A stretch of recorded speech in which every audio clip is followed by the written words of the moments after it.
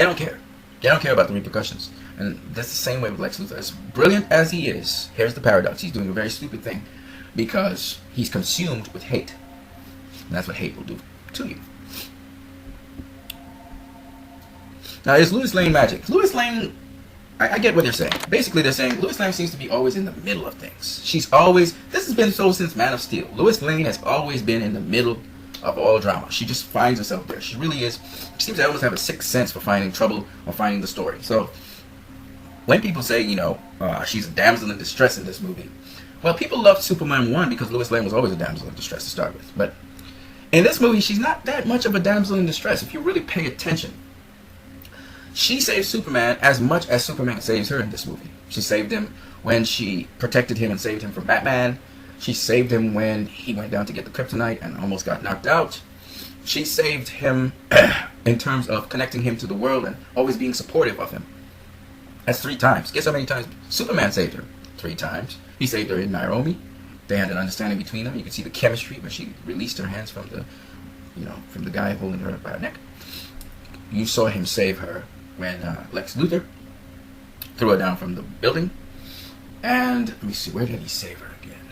I think that's about it. I think he only saved her twice in this movie, if I'm not mistaken. Oh, and he saved her when she went down to get, when she was trapped underneath all of the debris from the building being almost white clear by Doomsday when he was regenerating. So, both of them saved each other 3 times. If you really look at it in this movie, it's very interesting. They have a symbiotic relationship and an understanding between them.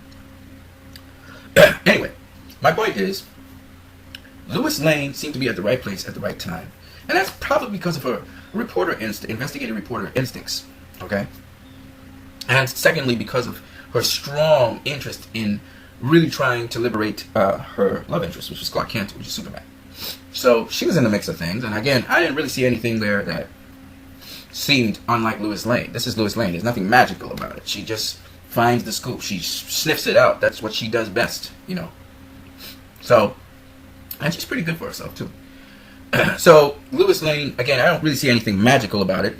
They try to talk about the helicopter, how she gets a helicopter, even though, you know, Perry White in the paper, they can't afford one, which is true. Perry White really can't. You know, they have to run on a strict budget.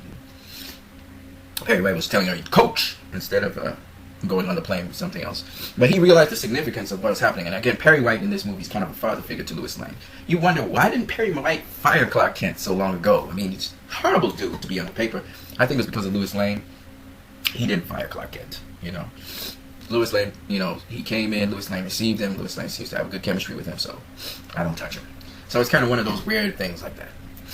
Again, human beings are such that sometimes we know there's a better way to do things, but because of our relationships with people, we stick with giving them the, you know, the second chance.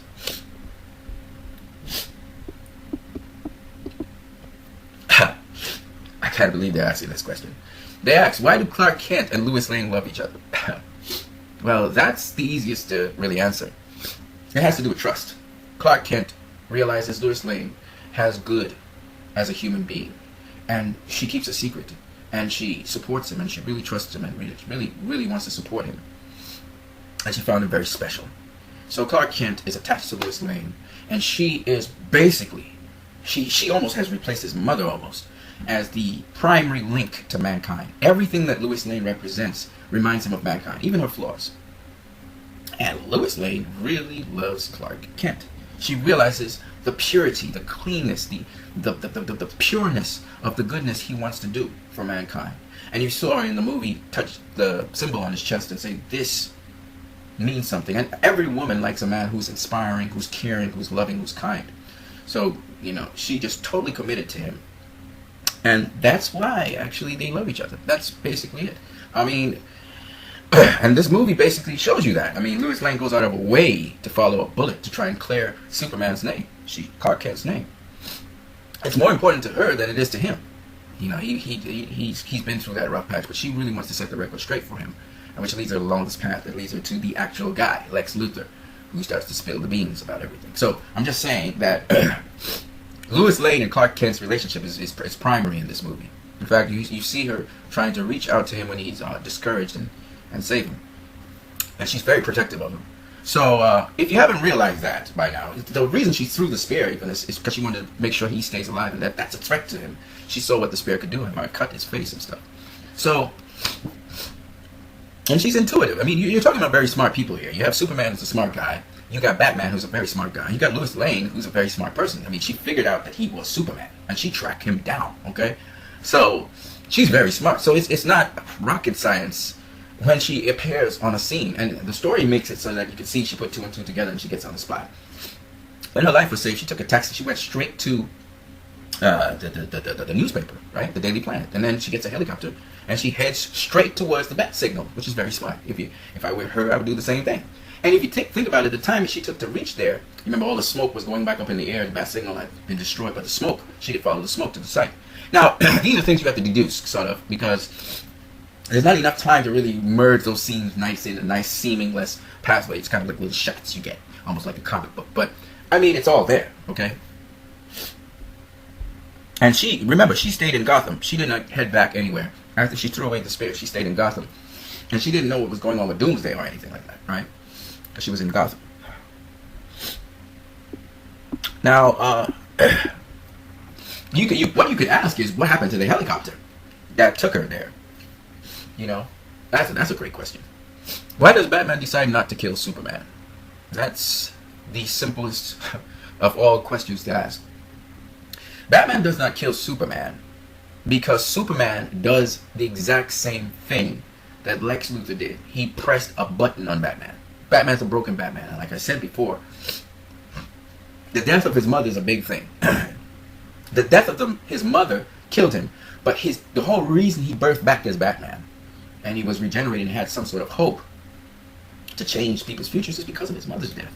And you see his mother's death haunts him. He went to the grave in his dream, and out came a man-bat from his mother's grave. Okay, so it's very important to understand that Batman was broken, and Superman, for whatever reason, because I can't explain it, for whatever reason, called out his mother's name. And he was talking about Lex Luthor, he was mumbling about Lex Luthor having her and so on. But most importantly, when he said, not just Martha, if he just said Martha, it wouldn't mean anything to Batman. He said, save Martha. And you got to understand, that's all Batman has been trying to do his whole life, is save Martha. Save people that count to other people. Save people who are very close to you. And he's been failing. And finally, Superman speaks to his insides by saying, save Martha. I mean, come on. I mean, it's going to be the butt of a lot of jokes. I mean, I can see that. But at the end of the day, I mean, that was, again, that was pressing a button in Batman. He pressed a button in Batman. That's something deep-rooted in Batman. When Lex Luthor said, you let your family die, he pressed a button on it. You got to understand that. And with the explosion right there, and he reads that, it doesn't matter who you are. Psychologically, you're tripped off by that. So people have been pressing Batman's buttons throughout the film. In this case, Superman did it for the good. And Batman, he took some time to process that. Because Batman asked Superman that question a couple times. And then Lois Lane comes in. She's always on time. If you ever look, even in Man of Steel, she just pops up on time, right? And that's just how some people are. And she's a scooper. She goes after the story. So she makes it just in time to explain to Batman that Superman has an earthly mother. And you can see her cradling Superman. So Batman is now, he's processing everything. And while people think this was very fast, Batman, you say he's not a smart dude, and then you turn around and now you're saying this is unlike him. He's a smart guy. And you got to understand that Batman's an extremely smart dude. Just that he was seeing the world in a smaller frame in terms of Gotham. Now he's seeing it in terms of the world. He's realizing Superman is a dude like himself. He's not a human, but he's a dude. And he's processing all of this stuff. And he's also processing what he said about Lex Luthor. And he's putting it together rather quickly, as Batman does. And so he flings the spear away because he realizes he's been played. He's going down the wrong pathway. And so on. So Superman doesn't have to explain to him all the details of Lex Luthor. No, he just has to say Lex Luthor has my mother. And he wanted your life for her. Simple stuff. I mean, you don't have to go explaining it. And now Batman was ready to listen. Because he was ready, I mean, this is human psychology, man. When you're right on the threshold of getting what you want and vanquishing your opponent, you're now kind of ready to listen because you're almost done. And then your opponent hits you with a dagger. Mental dagger. Tells you to save Martha. You're like, what the hell? That's a shot out of hell almost. So that's what happened with Batman. And it really shocked him out of what he was about to do. So that's basically it. I mean, the movie took a lot of time to build that up. The movie continuously built that up, talking about Batman and his family and their deaths constantly. And some of it was used for negative by Lex Luthor, these notes, these anonymous notes. And some of them were used for good. So, there you go. Similarly, why doesn't Superman leave with the most pertinent information when confronting Batman? It really didn't matter. He could have said, Lex Luthor has my mother. He could have started off saying that.